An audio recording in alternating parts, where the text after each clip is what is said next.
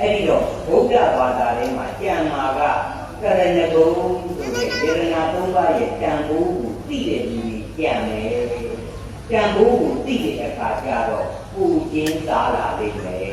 ဘုရားဟောတဲ့တရားတော်အရာအသက်ချင်းပူခြင်းစားလာလိမ့်မယ်ခန္ဓာချင်းပူခြင်းစားလာလိမ့်မယ်မိသားစုချင်းပူခြင်းစားလာရင်စီလုံးညီညွတ်ပြီးပူမကွဲတိုင်းမပြဲဆိုတဲ့ဒီမစုံတရားကြီးအောင်မြင်ပါလိမ့်မယ်တရားသဘောပေါက်လားနော်အဲ့တော့ဘုံဘုံကမေးလိုက်တယ်ကိုချင်းစာရာနဲ့ဒီမစုံတရားကိုဘယ်လိုအောင်မြင်နိုင်မလဲအရှင်ဘုရားအသက်ကြီးပူခြင်းစာတော့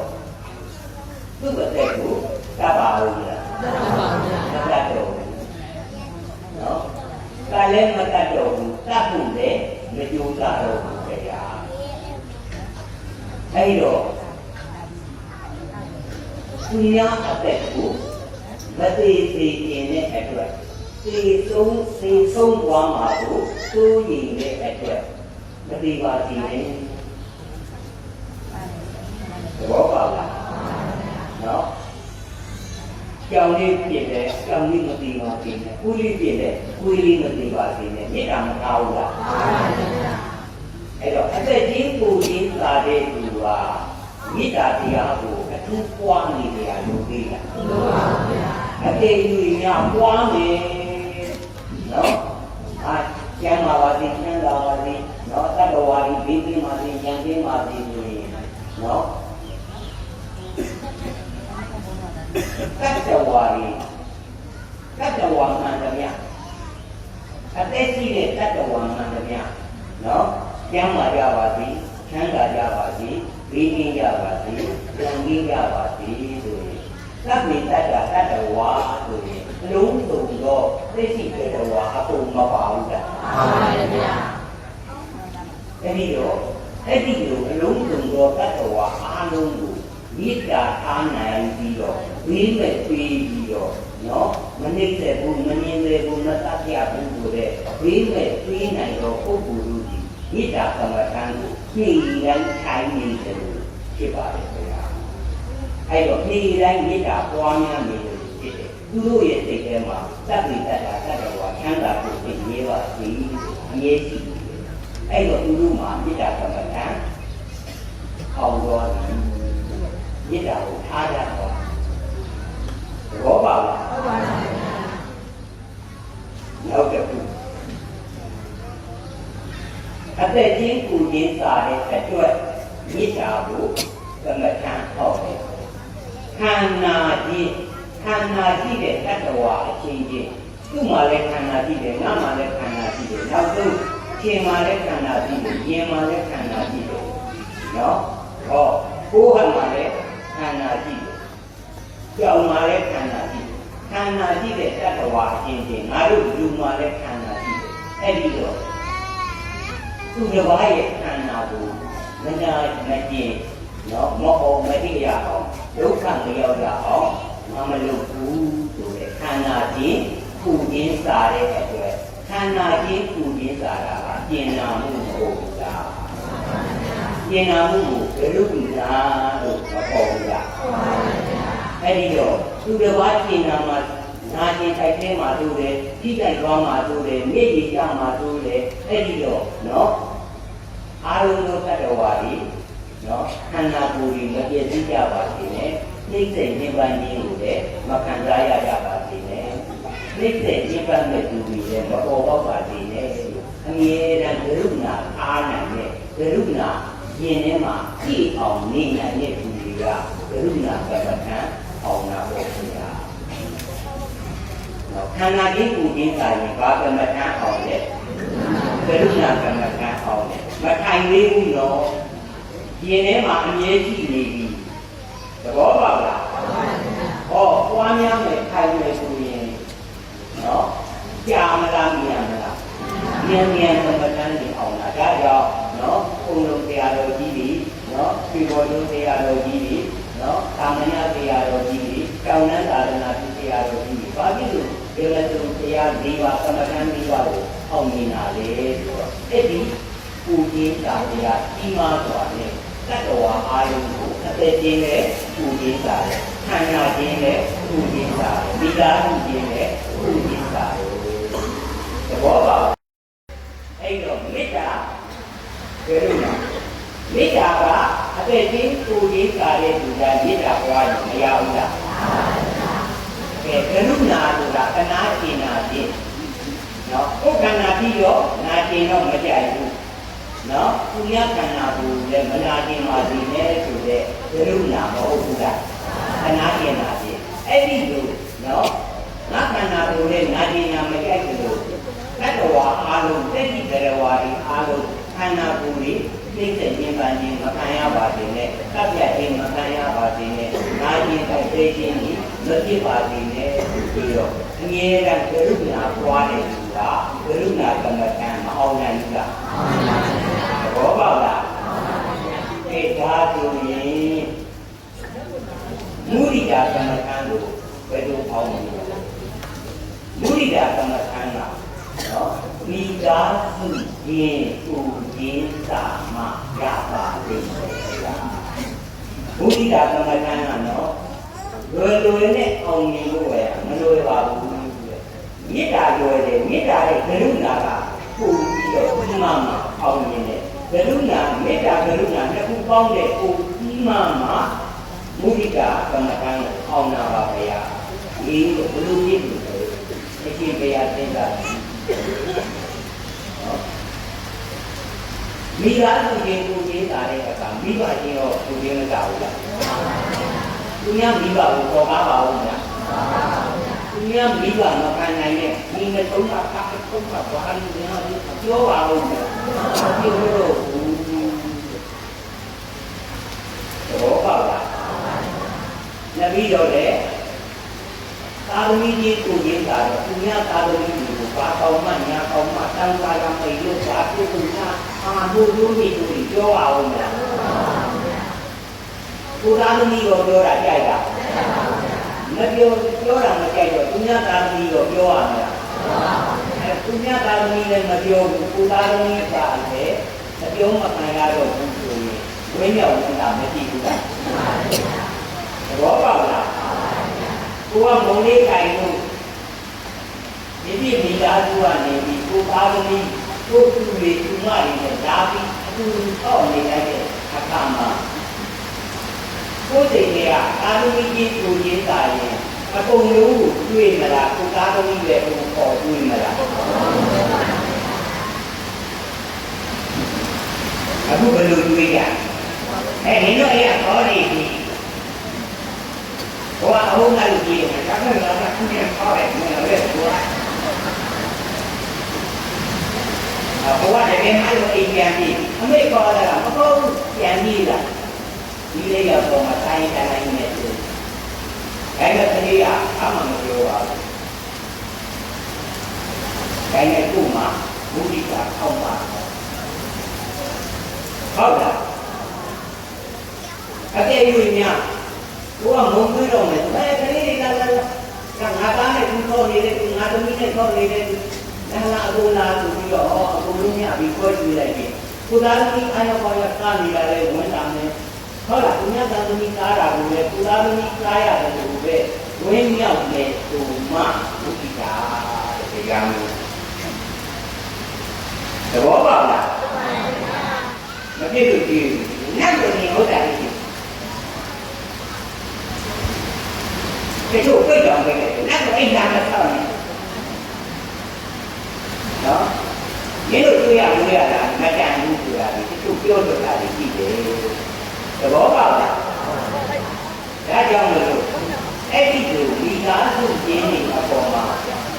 နော်ဟောဘုန်းကြီးကတော့ကိုရင်းတာတရားသိမှတဲ့ပုဂ္ဂိုလ်ကကိုမိသားစုကမဟုတ်ဘူးနော်လောကကြီးမှာရှိနေတဲ့မိသားစုကမိသားစုတိုင်းကိုဥမကွဲအိမ်မကျဲသေကွဲရှင်ကွဲနော်မကွဲရအောင်မေတ္တာကမ္မထံပွားနေတော့မုဒိတာကမ္မထံမအောင်လားသဘောပေါက်လားမုဒ ရိဒာကမ္မဋ္ဌာန်းအောင်ဖို့ကပိုခက်တယ်နော်မုရိဒာအောင်ပြီဆိုရင်ဥပိ္ပခာအောင်ပါတော့သဘောပါလားဥပိ္ပခာထားနိုင်ပါမလားဆိုတာဘယ်လိုဟာမျိုးကိုဥပိ္ပခာလို့ပြောလဲဆိုရင်ကြည်ကြီးနဲ့မကြည့်ဘုံကြီးနဲ့မကြည့်အလေကောင်းမှာရက်တည်နေနိုင်လို့သူကိုဥပိ္ပခာသမားလို့ခေါ်တယ်နော်အဲ့ဒီတော့ကိုယ့်ကိုခဲနေလို့မမုန်းနဲ့ကိုယ့်ကိုမြောက်ပြောနေတဲ့သူကိုလည်းမချစ်တဲ့သူတနည်းအားဖြင့်ဘက်လိုက်ခြင်းမကြည့်ရနော်သူကတော့ငါအပေါ်ကောင်းလို့ပူပြီးတော့ပူကြံတာလေစိတ်ကလည်းမကြည့်ရဘူးသူကတော့ငါ့ကိုသိတဲ့လူကိုမုန်းတာလေမကြည့်ရဘူးမုန်းတဲ့လူကိုလည်းဒီမေတ္တာပဲထားရမယ်ကြည့်တဲ့လူကိုလည်းဒီမေတ္တာပဲထားရမယ်ပူကြံပြီးမပေးရဘူးအဲ့ဒီတစ်ခုရဲ့အလေတော်မှာထားနိုင်တဲ့စိတ်ကိုဥပိ္ပခာပေးသဘောပါလားလွယ်ပါမလားနော်သဘောပါလားအဲ့တော့ဘယ်သူကပဲအပြစ်ပြောနေပြောတဲ့လူကိုအပြစ်မယူဘူးခွန်းလို့ပြီးတော့မေတ္တာနဲ့ပြည့်နေနိုင်အောင်ပဲသဘောပါလားကိုယ်ကြီးမုံပြီးမြောက်သားနေတဲ့သူတွေလိုတဲ့တော့ပီတိပြည့်ပြီးဝမ်းသာပြီးအောက်ကျမတော့ပဲနဲ့စိတ်မှန်တော့မေတ္တာတရားကိုပဲပြီးနိုင်ရမယ်အကယ်၍များနော်ဖြစ်တဲ့သူနဲ့မုန်းတဲ့သူပြဿနာထတက်လာလို့ကိုယ်ကိုသုံးရပေးပါဆိုရင်ဖြစ်တဲ့သူတွေကလည်းမလိုက်ရဘူးအကယ်၍ဖြစ်သွားတယ်သဘောပါလားမုန်းတဲ့သူတွေကလည်းမုန်းတဲ့သူပြီးတော့မတရားမသုံးရရဘူးအဲ့ဒါအကယ်၍ဖြစ်သွားတယ်ညံ့ညံ့တာတာနဲ့မှန်မှန်ကန်ကန်သုံးရနိုင်မှဥပိ္ပခာကမ္မဋ္ဌာန်းအောင်မှာသဘောပါလားအဲ့ဒီတော့ဘုံဘုံကမေးလိုက်တယ်အတေတရားမေး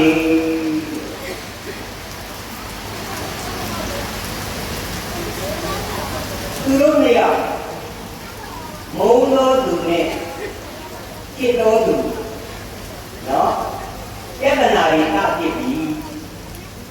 ဖြစ်တဲ့အခါသူကလည်းသူနိုင်အောင်လာပြောမယ်လို့ပြောတယ်ဘိုးကလည်းသူနိုင်အောင်သူလာပြောမယ်အဲ့တော့ပြုတ်သေသာပြင်းကျင်လိုက်တဲ့အခါကျရင်အမအမှန်ကိုသူတို့ပြောတဲ့စကားတွေကမယုံရရသူကလည်းသူ့အမှန်ပဲပြောမှာပဲဘိုးဘက်ကလည်းသူ့အမှန်ပဲပြောမှာပဲအဲ့တော့မယုံရတဲ့အတွက်ဘယ်စကားကိုယုံပြီးတော့သုံးဖြတ်ပြီးမှဥပိ္ပခာဓမ္မဖြစ်နေတယ်ဥပိ္ပခာကမ္မဋ္ဌာန်းအောင်ပါအကျင့်ပေးရသူတို့မကောင်းတာတွေကိုပုံကွယ်သူတို့အကောင်းတွေပြောနေတစ်ဖက်ကမုန်းတဲ့သူကလည်းသူတို့မကောင်းတဲ့ဓာတ်ကြီးပုံကွယ်သူမကောင်းတွေပြောပြီးသူမှန်တယ်သူဖြစ်လာခဲ့ပြီအရှင်ဘုရားသစ္စာတရားပါလာတယ်မှန်ရပါဘူးအဲ့ဒီတော့အရှင်ဘုရားမဆုံးပြန်နဲ့သူတို့အားလုံးရှိမှာပဲဒါဆိုရင်ငါသစ္စာဆုံးတယ်နော်အမှန်ပြောလို့သူပြီးမှန်တော့သစ္စာစကားကြောင့်ကောင်းကျိုးရပါသည်ဘုရားမကိုဘုံွယ်ပြီးတော့နော်ကောင်းတာကြီးပြောပြီးကိုအမှန်ပါလို့ဆိုတဲ့သူကသူ့ဝတိကသူ့ထံပြန်လာသည်ဆိုပြီးပြရဘယ်လိုလဲမကြည့်ဘူးကဲဒါဆိုနေရာတဲ့သစ္စာကြီးတောင်းတယ်လို့ဆိုတယ်တော့နေရာတဲ့သစ္စာကြီးတောင်းတယ်လို့ဆိုတယ်တော့နေရာစလုံးနဲ့တောင်းပြီးတော့ဘုရားပဲဆုံးကြမှာဟုတ်လားအဲ့တော့ကဲဒီသစ္စာကြီးတောက်ကြတဲ့မှန်ကန်တဲ့ဘာကအကျိုးရပါသည်မှားယွင်းတဲ့ဘာကအဆိုးဖြစ်ပါသည်နော်သူပြုတဲ့ကံအတိုင်းသူ့တိုင်းပြန်ပါသည်ဆိုအဲ့ဒါလုံးလိုက်လို့ခေရသ ဘောပါအဲ့ဒီဒီမှာအရှင်ဘုရားဆံကိုဘယ်ပြန်ရတယ်တဲ့ဒီသံပြီးပြောင်းလာတာဘုလို့ပြန်မှာဖြစ်တဲ့လူကလူကလို့ဘယ်လိုလေးဒီမို့ဘယ်လိုလေးသူကတော့လုပ်ပြီးတော့သူတကယ်တုံးကြတော့အခါလေးပြောလိုက်ပါလားဒုက္ခနဲ့ဒုသလားနိုင်ဘူးလားအရှင်ဘုရားကိုကောက်သွားတတ်တယ်ဟုတ်လားဘောပါလားမုန်းနေတယ်ပါလေကမင်းတက်တယ်နော်ငါတို့ကိုပြီးအမှုကိုပြီးတော့သစ္စာကိုခိုင်းပြီးတော့ဒုက္ခရောက်ပါစေလောက်ထားဘုံတတ်တယ်တရားဘောပါလားအဲ့ဒီတန်လေးကိုခံနိုင်မှဒီမစုတရား၄ပါးအောင်နာဘောပါလားနော်ဒါကြောင့်မလို့တရားမင်းကလည်းအရှင်ဘုရားအဲ့ဒီလိုဒီမစုတရားကြီးအောင်ပါတော့ကိုရင်းစာတရားကြီးကြောက်ွယ်ကိုရင်းစာတရားကြီးကြောက်ွယ်တော့ငါးပါးသီလပါမရှိငါးပါးသီလပါမရှိတော့ယေရနာ၃ပါးရဲ့တန်ဖိုးမသိလည်းမသိရောယေရနာ၃ပါးပါ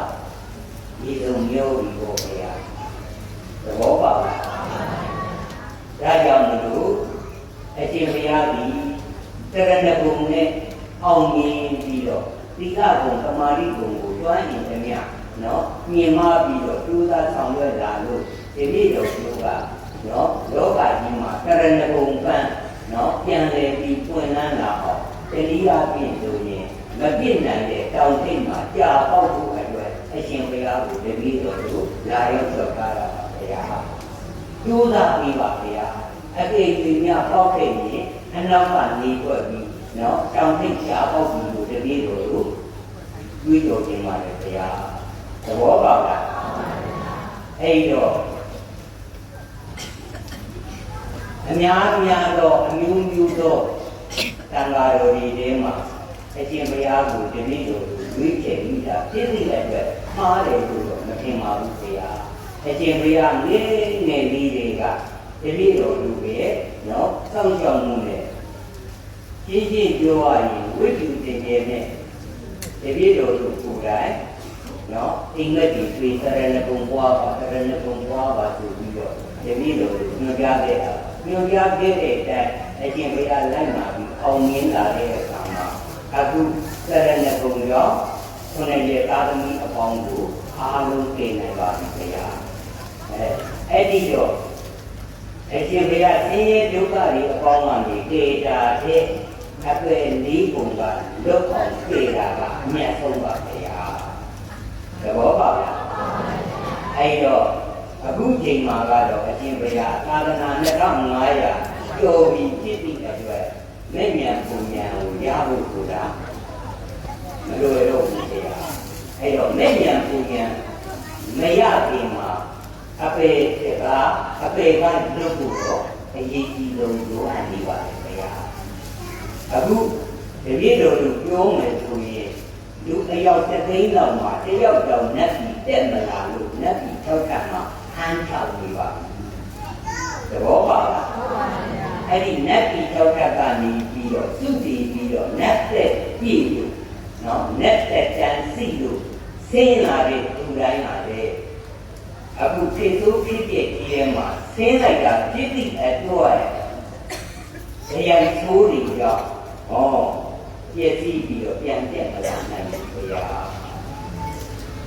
သဘောပါလားအဲ့တော့ဆင်းလာတဲ့လူတွေနဲ့ကြုံရင်လည်းပြန်တက်နိုင်အောင်နော်အပေကနေပြီးတော့ကံကောင်းကောင်းမှတော့မလုတတ်တာဘာဝဒုံလည်းဘောတဲ့အမတိုင်ကြာသေးတဲ့လူဘဝလေးရပြီးတော့လူပေါင်းလောကမှာလူပြည့်နေတဲ့လူတွေကလည်းနောက်တစ်ခါပြန်ပြီးတော့င ငါတို့နေရင်မကြရအောင်ဝိဇ္ဇာမပြည့်ရအောင်တလိခံနေမပြည့်ရအောင်အတုတကယ်ပုံကြီးမရောက်ရအောင်အပေတကားပြိတ်အောင်ကျိုးစားမယ်ဆိုတဲ့ဇူလီအတွက်ကလည်းအရှင်ဘုရားရှိမှပြင်လို့ဘုရားဟောကြားပေးပါသဘောပေါက်လား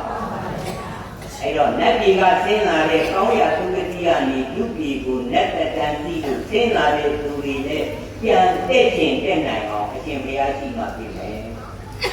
အပယ်လေးပုံကနေရောက်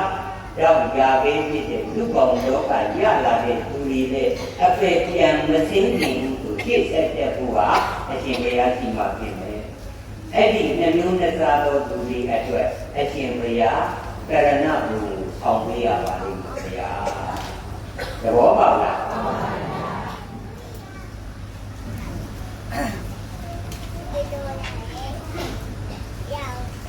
မိလိန်နာမင်းကြီးကိုနော်ကာလုပလီတို့ဘာလို့ဘုရားတော်ဘုရားကြီးတို့နော်ကျမ်းဂန်တမ်းမြောက်တဲ့ဘုရားတော်ဘုရားကြီးတွေဟောကြားတဲ့ဘုရားတော်တွေနာကြားရမှာပါမိလိန်နာမင်းနဲ့ရှင်းနာတဲ့တေနော်အဲ့တော့မိလိန်နာမင်းကြီးကလူပေါင်းလောကမှာသူသာတတ်တယ်သူသာနဲ့သူသာအတတ်ဆုံးလောကမှာသူသာအတတ်ဆုံးဆိုပြီးတော့ကျန်တဲ့ဆရာသူတဲ့သူတွေကိုမေးခွန်းတွေမေးရမတည်နိုင်အကုန်သတ်ပြီးအကုန်နှိမ့်တဲ့နေရာကနေမလုပ်ကြဘူးလားလုပ်ကြတဲ့အခါကျတော့တရားမင်းနဲ့သတ္တုလောကပါလာနာမည်ကြီး၄ပါးနော်သို့ရင်ထိတ်လန့်သွားတယ်လောကမှာဘုရားရဲ့တရားတော်ဖြည့်ခြင်းနိုင်တဲ့လူမကြည့်တော့ပါလားအဲ့တော့ယုတ်နတ်ဒီမှာဖြည့်ခြင်းနိုင်တော်သူတို့ရှိရမယ်ဆိုပြီးလက်ပြီးကြည့်လိုက်တဲ့အခါကျင်းနာပတိနတ်သားကိုသွားပြီးတယ်အတိနတ်သားအတိကရင်မိလိန်တာမင်းကြီးကိုနှိပ်ကုန်နိုင်တယ်ဖြည့်ခြင်းနိုင်တယ်ဘုရားရဲ့တရားတော်စစ်မှန်စွာပေါ်ထုတ်နိုင်မှာဖြစ်တည်တဲ့အတွက်အပြင်လူကြီးစင်ပြီးတော့ပညာအားထုတ်ပြီးတော့မိလိန်ကမင်းကြီးကိုသိကိုပြီးပါဆိုပြီးတော့အဲ့ဒီကိုတောင်းပန်လိုက်လို့နောက်ကနေကျင်နာကဒေနာမတိဖြစ်နေနတ်သားကဆင်းလာပြီးလူကြီးမှာနော်ပညာအားထုတ်မှုတွေနဲ့နော်သာပေပရိယတ်ဒီကျမ်းဂန်တွေမလိုက်သားရဘူးလားအဲ့လိုက်သားလည်းပြီးတော့မိလိန်နာမင်းကြီးကိုပါလို့လေဟောဖြည့်ချင်းလိုက်တဲ့အခါကျတော့မှမိလိန်နာမင်းကြီးကအစွဲပြုတ်ပြီးတော့နော်ယေရနာသုံးပါးပိုးကိုကြည့်တတ်တဲ့မင်းကောင်းမင်းနဲ့ဖြစ်သွားတယ်သဘောပေါက်လားအခုလေတဲ့အရှင်ဘုရားကိုတပည့်တော်ကိုတုတ်တိကနန်းနန်းလာနေပြီးကြည့်လိုက်တဲ့အခါမှာတုတ်တိကနန်းနန်းမှာအရှင်ဘုရားဆံမြန်းနေတာနော်သူကြီးကပြည့်တိလိုက်တော့အခုလိုအချိန်မျိုးမှာနော်လူတိုင်းမိညာပူညာရဖို့ကိုအတားအပေကလူ့ဘုအောင်ကြောင့်မှလူတသိန်းမှာတယောက်မလွတ်နိုင်တော့ဘူးအဲဒီတော့ဒီလိုကဲတင်ဆုံးကြောင်းနိုင်ဖို့အပေလေးဘုံကကဲတင်ဆုံးကြောင်းနိုင်ဖို့ကတရားသူပံနာတာရီပဲနော်ပါရမီပြည့်နေပြီမှလာရမယ်။နှမှုဆိုရင်လူပေါင်းဆင်းလိုက်တာနဲ့အဲ့ဒီလူပေါင်းလောကရဲ့အာဟုတုတရားတွေနော်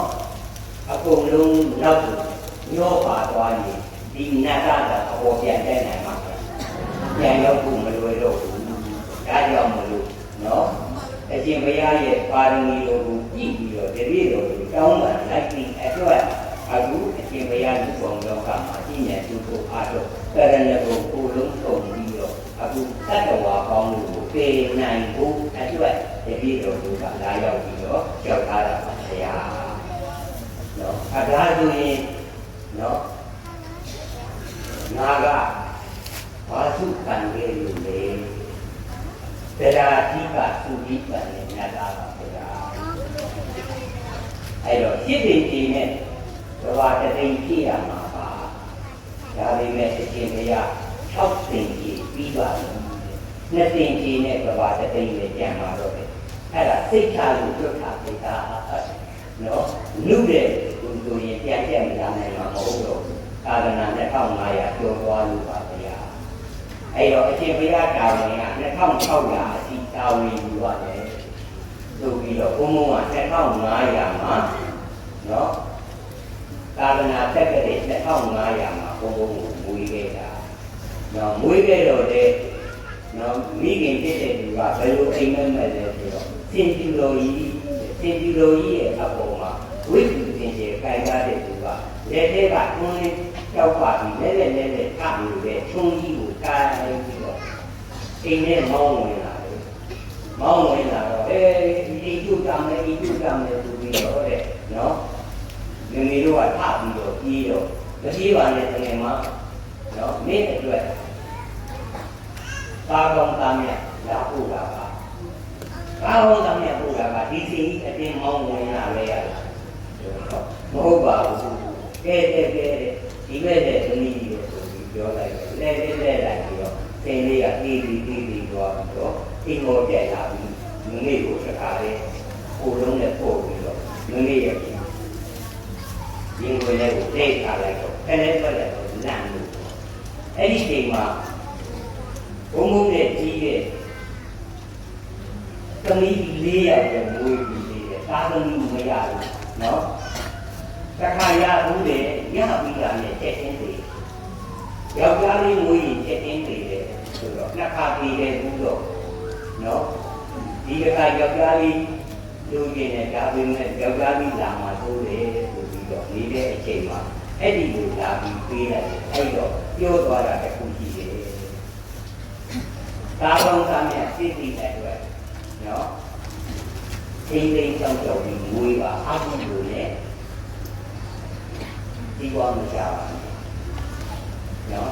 အမှုလို့နဲ့ဒီကောမကြပါနဲ့မှာပါခဲ့အဲ့တော့ဒီလားသူတွေကလည်းနော်သားယောက်ျားလေးတန်းတာနေတာ